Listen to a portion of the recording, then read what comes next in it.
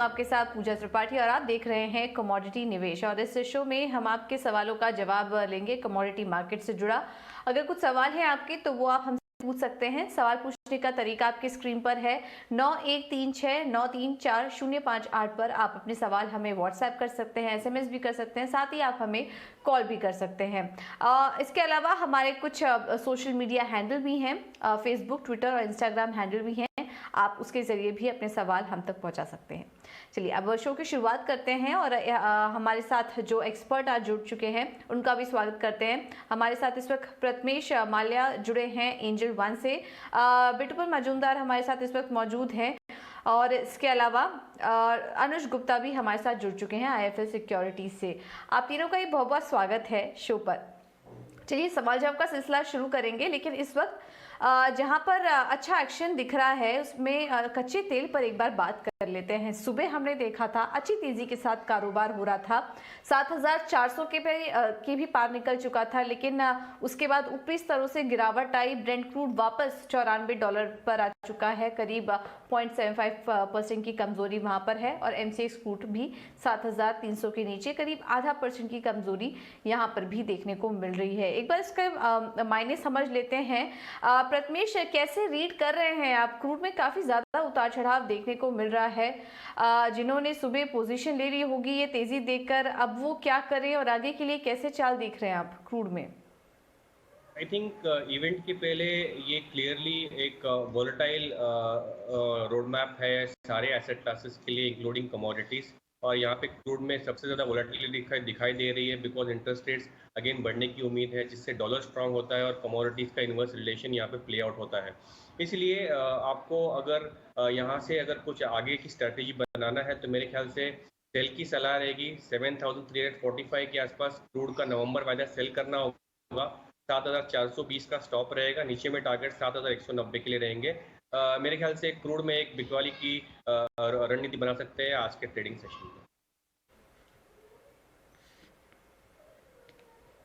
ठीक है, तो अभी फिलहाल आज के ट्रेडिंग सेशन में आप बिकवाली की रणनीति बना सकते हैं। बिटुपन, लेकिन आपसे ये भी समझना चाहेंगे अगर किसी को पोजिशनल कॉल लेनी है तो फिर क्या लेवल वॉच करें? टारगेट और स्टॉप लॉस दोनों सुझाइए। टेंशन हो रहा है कि अभी FOMC का, लेकिन उससे ज्यादा टेंशन है कि अभी पूरी इंडिया में वेट कर रहे हैं कि बारिश कम होगा जो ऑस्ट्रेलिया में क्रिकेट चल रहा है। By the way from the market perspective अभी हो रहा है कि जो क्रूड ऑयल है, क्रूड ऑयल एक अपर एंड से करेक्शन आया, क्योंकि मैंने पहले भी बताया था कि क्रूड में बड़ा कोई तेजी या बड़ा कोई डाउन साइड नहीं है। तो अगर इसमें कोई ट्रेडिंग करना है पोजिशनल पर्सपेक्टिव तो मुझे लग रहा है कि थोड़ा सा करेक्शन आना है। और इंट्राडे में मुझे लेना है तो मैं 7230, 7240 ये सब के जो लेवल है यहाँ पे शायद प्रिफर करूंगा बाय करने के लिए। और 7400 जो आज का टॉप है ये मैं एक्सपेक्ट कर रहा हूँ कि आज ही नहीं तो कल तक मुझे शायद लेवल दिख जाए, क्योंकि जो FMC की तरफ से जो इवेंट है मोस्टली फैक्टर्ड इन अभी तक है मार्केट में और कोई ज्यादा डिसअपॉइंटमेंट नहीं रहता है, तो शायद थोड़ा मार्केट पॉजिटिव ही रहेगा। क्योंकि आज पूरे एसेट क्लास में अगर आप देखते हो तो पूरे सेंटीमेंट आज थोड़ा पॉजिटिव में ही है और सबको मालूम है कि 75 बेसिस पॉइंट का हाइक होने वाला है। तो ये सेंटीमेंट के बाद थोड़ा सा डिप आ सकता है, उसके बाद प्रोबेबली मार्केट में पॉजिटिव मोमेंटम हो सकता है। लेकिन ये बात चल के ये भी मालूम होना कि क्रूड ऑयल में बड़ा कोई तेजी नहीं है।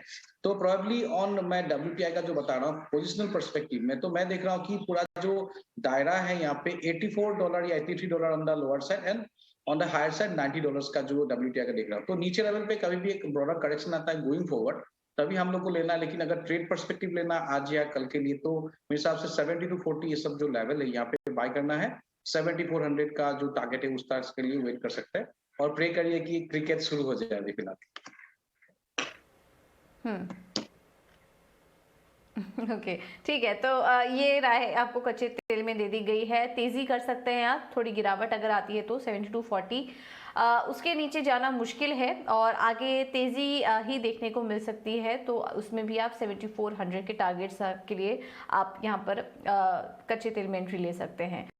अनुज, काफ़ी ज़्यादा उतार चढ़ाव हम देख रहे हैं कमोडिटी मार्केट में। सुबह तो चौतरफा तेज़ी दिखाई दे रही थी, अब जैसे जैसे हम करीब आते जा रहे हैं फेड के आउटकम के, वॉलेटिलिटी बढ़ती जा रही है।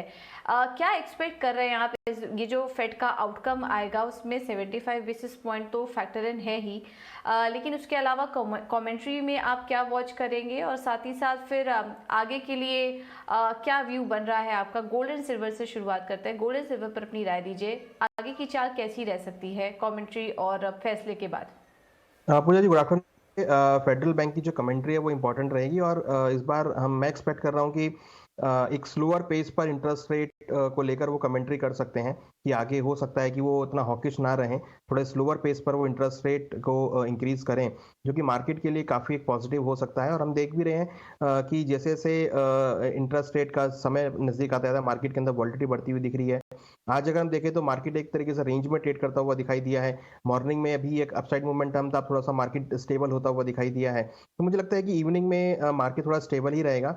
इंटरेस्ट रेट के आने के बाद ही मोमेंटम रहेगा, और जो मोमेंटम हम एक्सपेक्ट कर रहे हैं वो बाय ऑन डिप्स का ही रहेगा, क्योंकि जिस तरीके से हमने डॉलर इंडेक्स, बॉन्ड यील्ड के अंदर कुछ नरमी आते हुए देखी है, उससे ये इंडिकेशन आ रहा है कि गोल्ड, सिल्वर और कमोडिटी के लिए वो थोड़ा सा पॉजिटिव हो सकता है। तो एक बाउंस बैक की उम्मीद है गोल्ड और सिल्वर में। पर्टिकुलर अगर हम गोल्ड की स्ट्रेटेजी की बात करें तो हमें लगता है कि करीबन 50,600 के आसपास खरीदारी कर सकते हैं। 50,350 का स्टॉप लॉस लगाएं, टारगेट 50,950 का हो सकता है। इंटरनेशनल मार्केट में $1655 के आसपास के लेवल हैं। 1630 हमने रिसेंटली लो देखा है, वहां से करीबन $25 की रिकवरी यहाँ देखने को मिली है। हमारा मानना है कि एक बार प्राइस ऊपर में $1670 $1675 तक के लेवल देखने को मिल सकते हैं। हालांकि $1690 एक स्ट्रॉन्ग रेजिस्टेंस लेवल है। अगर वो ब्रेक होता है तो फिर हम 1720 के लेवल की तरफ जाते हुए दिखाई देंगे। तो एक मोमेंटम थोड़ा सा पॉजिटिव कन्वर्ट हुआ है। हालांकि जो डिसाइड होगा वो पॉलिसी के बाद ही होगा, मगर फिलहाल मुझे लगता है कि जिस तरीके का हमने सेंटीमेंट देखा है तो यहाँ पर बाय एंड डिप्स की स्ट्रेटेजी गोल्ड में देखने को मिल सकती है।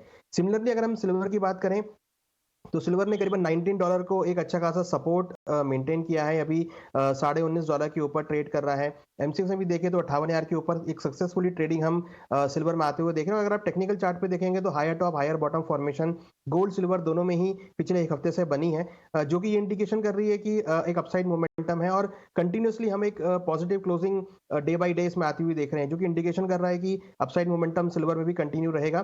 तो सिल्वर के अंदर भी हमारा बाय कॉल रहेगा। सिल्वर में करीबन 58,500 के आसपास खरीदारी करें, 57,900 का स्टॉप लॉस लगाएं, टारगेट 59,500 तक हो सकता है।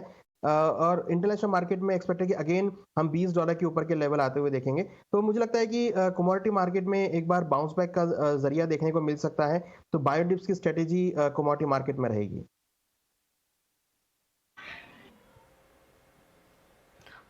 बाय ऑन डिप्स की रणनीति यहाँ पर अपना के चलें कमोडिटी मार्केट में, और सोने चांदी में भी आपको व्यू दे दिया गया है।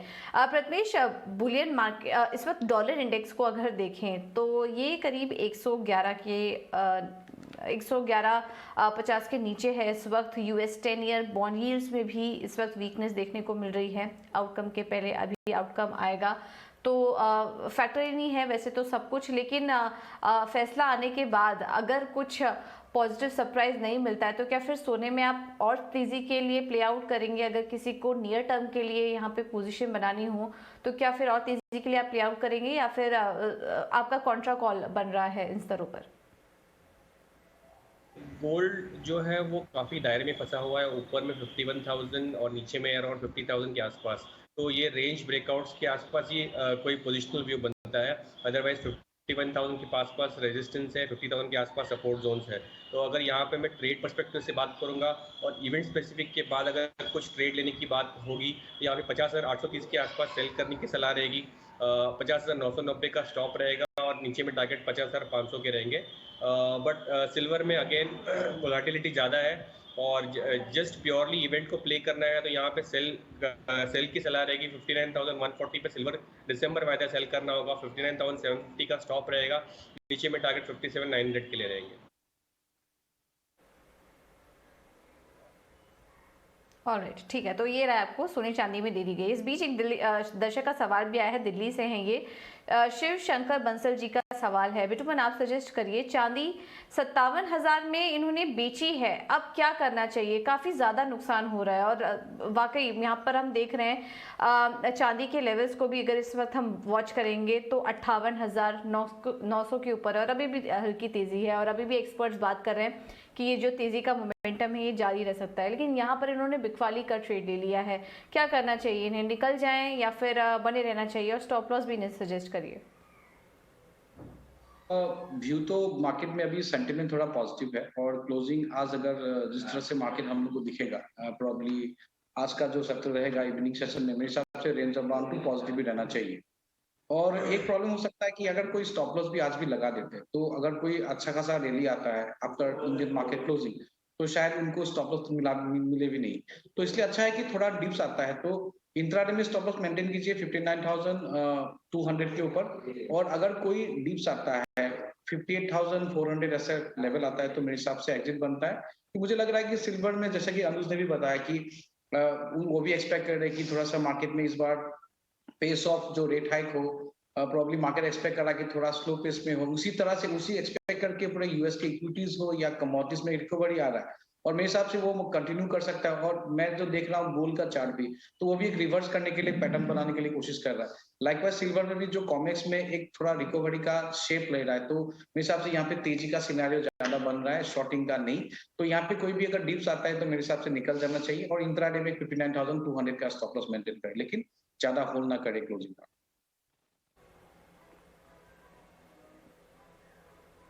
ठीक है, तो ये राय आपको चांदी में दे दी गई है। चलिए अब मेटल पर भी नज़र डाल लेते हैं और अब हम देख रहे हैं कि तेज़ी के साथ कारोबार हो रहा है। अगर लेड को हटा दे तो बाकी सारे मेटल्स जो हैं वो इस वक्त मजबूती के साथ हैं। एल्यूमिनियम 0.25% के आसपास मजबूत है, आधे % की तेज़ी इस वक्त कॉपर में भी देखने को मिल रही है और जिंक में भी तेज़ी है, करीब 257 रुपये के ऊपर जिंक में भी ट्रेड दिख रहा है। इस बीच कुछ दर्शकों के सवाल भी हमें मिल रहे हैं एक एक करके काफ़ी सारे मेटल्स पर, बट एक बार यहाँ पर राय ले लेते हैं। अनुज, मेटल स्पेस पर क्या व्यू बन रहा है आपका? क्या बैठे देख रहे हैं आप इस स्पेस में? एक पॉजिटिव क्यूज देखने को मिले हैं, वो कोविड जीरो पॉलिसी की वजह से हमने देखा है कि लॉकडाउन से बाहर आते हुए दिख रहे हैं, तो एक सेंटीमेंट थोड़ा पॉजिटिव हुआ है। और उसके बाद से हमने देखा कि कॉपर में काफ़ी अच्छी रैली कंटिन्यू हुई है।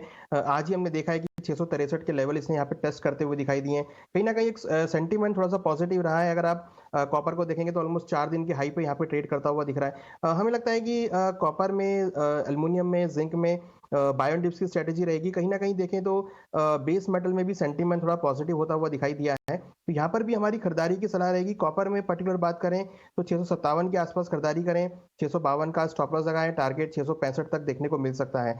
हमें लगता है कि कॉपर में अगर 665 का लेवल ब्रेक होता है तो आप जल्दी ही 670 675 तक के लेवल आते हुए देखेंगे। एलएमई की अगर बात करें तो एलएमई पर इन्वेंट्री डेफिनेटली ड्रॉडाउन होती हुई दिखाई दी है, डिमांड यहाँ पर देखने को मिली है कहीं ना कहीं। तो हमें लगता है कि फिलहाल अभी ये सेंटीमेंट थोड़ा सा पॉजिटिव है, तो यहाँ पर बेस मेटल में भी बाय ऑन डिप्स की स्ट्रेटेजी यूज कर सकते हैं। ठीक है, तो बेस मेटल में भी बाय ऑन डिप्स की स्ट्रैटेजी ले सकते हैं। इस वक्त हम देख रहे हैं कि कॉपर हल्के हरे निशान में, लेकिन बाकी जितने भी यहाँ पर मेटल इस वक्त दिखाई दे रहे हैं, जिंक में देखिए अब यहाँ पर भी हल्की वीकनेस आ चुकी है, लाल निशान में इस वक्त कारोबार कर रहा है। चलिए इस पर कुछ सवाल भी आए हैं, वो भी ले लेते हैं। ग्वालियर से एसके बंसल जी ने सवाल भेजा है, 2 सवाल हैं इनके। प्रथमेश, सबसे पहले जिंक पर अपनी राय दीजिए। 272.50 पर इन्होंने खरीदा हुआ है।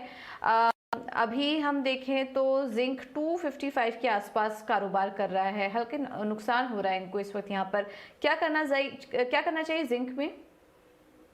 क्लियरली ये बहुत ज़्यादा आउट ऑफ द मनी है और जल्द आपको 272 आने की उम्मीद नहीं कर सकते। इसका नेक्स्ट रेजिस्टेंस जोन जो अराउंड 262 के आसपास है, वहाँ तक आने की उम्मीद कर सकते हैं। तो मेरे ख्याल से ये काफ़ी आउट ऑफ द मनी है, इनको क्लियरली एग्जिट कर लेना चाहिए, फिर उसमें ट्रेड कर।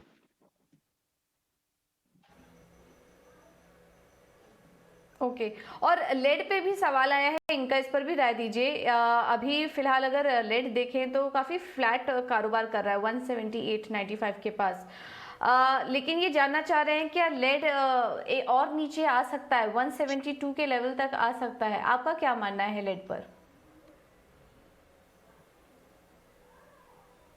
170 के आसपास यहाँ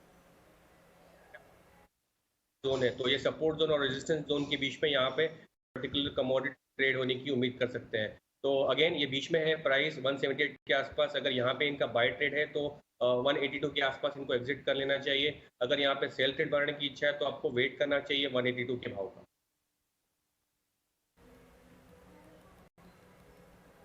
ओके ठीक है, तो ये राय आपको लेड में दे दी गई है। इस बीच मुंबई से राहुल जी का भी सवाल आया है मेटल पर ही, और इनके पास 10 लॉट कॉपर है, माफ कीजिएगा कॉपर ये लेना चाह रहे हैं 10 लॉट।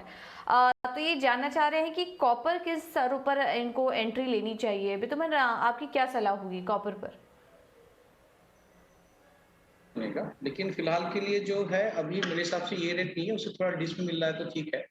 अगर इनको ट्रेड पर्सपेक्टिव डिपेंड करता है कि उनको इंट्राडे में लेना है कि पोजिशनल लेना है। अगर मेरे हिसाब से कॉपर एक रेंजिंग मार्केट में रहेगा 675 ऑन द हायर साइड और बॉटम में 640 का।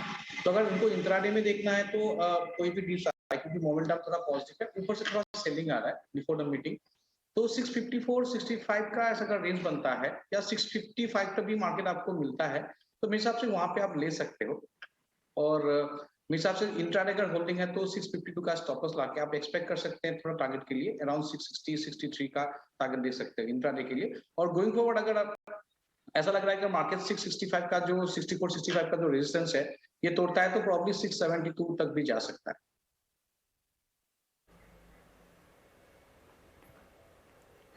ठीक है, तो ये राय कॉपर में इस वक्त दे दी गई है। हल्के हरे निशान में इस वक्त कॉपर भी कारोबार कर रहा है। एक बार नेचुरल गैस पर नजर डाल लेते हैं और यहाँ पर देखिए तेजी बनी हुई है। अभी 493 के ऊपर कारोबार कर रहा है और 4% से ज्यादा की तेजी इस वक्त नेचुरल गैस एमसीएक्स पर दिखा रहा है। नाइमेक्स नेचुरल गैस पर देखेंगे तो ये $6 के करीब है, करीब 3.75% की तेजी इस वक्त नेचुरल गैस में देखने को मिल रही है। अनुज आपसे राय लेना चाहेंगे, नेचुरल गैस में क्या कोई ट्रेड देख रहे हैं आप? काफी ज्यादा ऊपर आ चुका है, अभी इन स्तरों पर फ्रेश एंट्री लेने की सलाह देंगे या छोड़ दो? जिनके पास ऑलरेडी है उन्हें क्या करना चाहिए इस मार्केट में? देखिए नेचुरल गैस में ट्रेंड नेगेटिव है। यहाँ पर कल हमने गिरावट देखी थी, अभी एक बाउंस बैक है। तो यहाँ पर मैं सलन राइज की स्ट्रेटेजी देखना चाहूंगा। करीबन ऊपर में 500 510 के आसपास बिकवाली करें, 525 का स्टॉप लॉस लगाएं, टारगेट नीचे करीबन 480 तक देखने को मिल सकता है। क्योंकि कहीं ना कहीं इस बार जो इन्वेंट्री है वो यहाँ पर काफ़ी बड़ी है और जो स्टॉक्स है वो फुल है। मुझे लगता है कि उसकी वजह से सेलिंग प्रेशर यहाँ पे कंटिन्यू रहेगा। हालांकि एक बाउंस बैक हमने परसों जरूर आते हुए देखा था, बट वो एक नीचे की तरफ वापस आ गया है। तो टेक्निकल चार्ट थोड़े से नेगेटिव इंडिकेट कर रहे हैं। तो सलन राइज की स्ट्रेटेजी नेचुरल गैस में देखने को मिल सकती है। नीचे 480 के आसपास लेवल आ सकते हैं। यहाँ पर एक रेंज बना है, नीचे में करीबन 470 और ऊपर में करीबन 520। तो ये 470 और 520 के बीच मार्केट मूव कर सकता है। 470 के आसपास आए तो बिकवाली करें, 520 के आसपास आए तो वहाँ 470 के आसपास आए तो खरीदारी करें, 520 के आसपास जाए तो वहाँ बिकवाली का ट्रेड बना सकते हैं। ठीक है, तो ये दोनों तरफ की रेंज आपको दे दी गई है, खरीदारी की भी बिकवाली की भी। उस तरीके से आप अपनी पोजीशन ले सकते हैं नेचुरल गैस पर। प्रथमेश आप भी स्ट्रैटेजी शेयर करिए, नेचुरल गैस पर आपका क्या व्यू बन रहा है? ये जो तेजी है इस वक्त हमें दिखाई दे रही है, कितनी टिकाऊ है? क्या आप भी सेल ऑन राइज की ही रणनीति अपनाएंगे नेचुरल गैस पर, या फिर आपका थोड़ा कॉन्ट्रा व्यू है यहाँ? मेरे ख्याल से यहाँ पे मैं सेफ प्ले करना चाहूँगा। नेचुरल गैस काफ़ी वोलेटाइल कमोडिटी है। इंस्टेड ऑफ ट्रेड फ्यूचर्स में ट्रेड करने की बजाय यहाँ पे ऑप्शंस मेरे ख्याल से थोड़ा सा मिनिमल रिस्क दिखाई देता है। ट्रेंडिंग मार्केट होता है और नेचुरल गैस का अगेन तो 500 का कॉल लेना चाहेगा नवंबर का, बाई करने की सलाह रहेगी। 40 रुपये के आसपास बिक रहा मिल रहा है ये। 35 रुपीज़ का स्टॉप लॉस रहेगा, ऊपर में टारगेट 54 के लिए रहेंगे।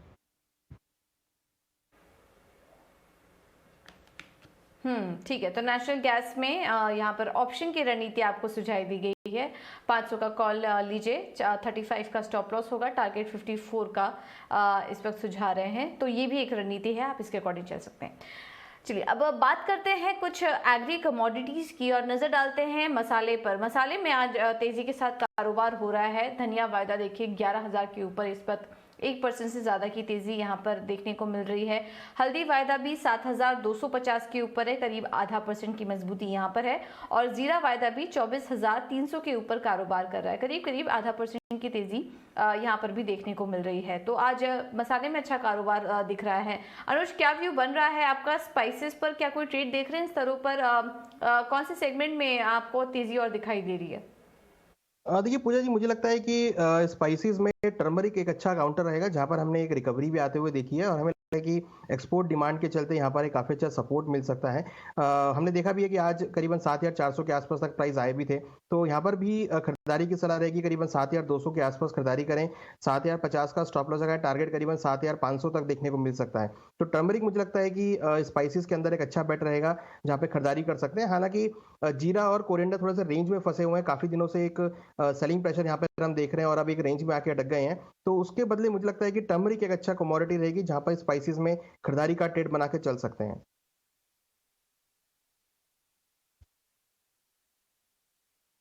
आपको स्पाइसेस में दे दी गई है। इस बीच एक और सवाल हमें आया है पवन जी का। ग्वार सीड पर ये लॉन्ग टर्म आउटलुक जानना चाह रहे हैं। ग्वार इस वक्त हम देखेंगे तो यहाँ पर भी 4% से ज़्यादा की तेज़ी है, 4,800 के करीब। ग्वार सीड अगर देखेंगे तो यहाँ पर भी 3.5% की तेज़ी इस वक्त देखने को मिल रही है। क्या व्यू बन रहा है आपका अनुज ग्वार पर? ये दर्शक लॉन्ग टर्म व्यू जानना चाह रहे हैं, लेवल्स क्या वॉच करेंगे आप? देखिए लास्ट टाइम भी हमने डिस्कस किया था कि उसमें ट्रेंड पॉजिटिव था, वैसे ही ट्रेंड यहाँ पर आता हुआ दिखाई दिया है। हमें लगता है कि अब जो नेक्स्ट टारगेट है, जो कि हमने लास्ट टाइम टारगेट दिया था 4,700 का, वो अचीव होता हुआ दिखाई दिया है। हमें लगता है कि अब जो नेक्स्ट टारगेट है वो करीबन 4,850 से लेकर 4,900 का रहेगा। वहीं ग्वार में हमें लग रहा है कि एक बार प्राइस दोबारा से 10,000 के लेवल को छू सकते हैं। तो दोनों ही कमोडिटी अप ट्रेंड में है, यहाँ पर रिकवर हुई है। टेक्निकल चार्ट काफी एक कंसोलिडेशन के बाद ब्रेकआउट दिखाता है और यहाँ पर वॉल्यूम हमने काफी अच्छे बढ़ते हुए देखे हैं। तो मुझे लगता है कि यहाँ पर खरीदारी का ट्रेड बना के चला जा सकता है। ग्वार सीड में 4,900 तक के लेवल और ग्वार गम में करीबन 10,000 तक के लेवल आपको देखने को मिल सकते हैं। तो ये दोनों कमोडिटी एक अपसाइड मोमेंटम में है, यहाँ पे खरीदारी का ट्रेड बना के चल सकते हैं। ऑलराइट, ठीक है। तो ये राय आपको ग्वार में दे दी गई है। मध्य प्रदेश से प्रमोद जी का सवाल आया है। क्विकली कुछ और भी सवालों को शामिल कर लेते हैं। सोया ऑयल में आगे की क्या संभावना है, ये जानना चाह रहे हैं। अनुज, आपकी राय क्या बन रही है सोया ऑयल पर? देखिए सोया ऑयल में अगर देखें तो अभी जिस तरीके से रशिया की तरफ से एक्सपोर्ट में रुकावट दी गई है, उसकी वजह से हमने सभी एडिबल ऑयल में तेजी आते हुए देखी है। हमें लगता है कि अभी फिलहाल एडिबल ऑयल्स में तेजी का ट्रेंड रहेगा, सोया ऑयल में भी तेजी देखने को मिल सकती है। और हमने देखा भी है कि पिछले कुछ दिनों में यहाँ पे तेजी लौटती हुई दिखाई दी है। तो हमें लगता है कि सोयाबीन, रिफाइंड, जो भी एडिबल ऑयल है, वहाँ पर तेजी का रुख देखने को मिल सकता है।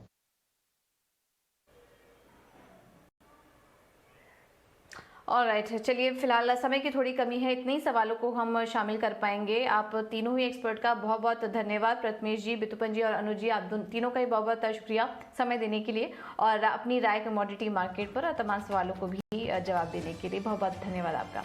चलिए फिलहाल मुझे दीजिए इजाजत, लेकिन खबरों का सिलसिला आगे भी ET Now स्वदेश पर जारी रहेगा। नमस्कार।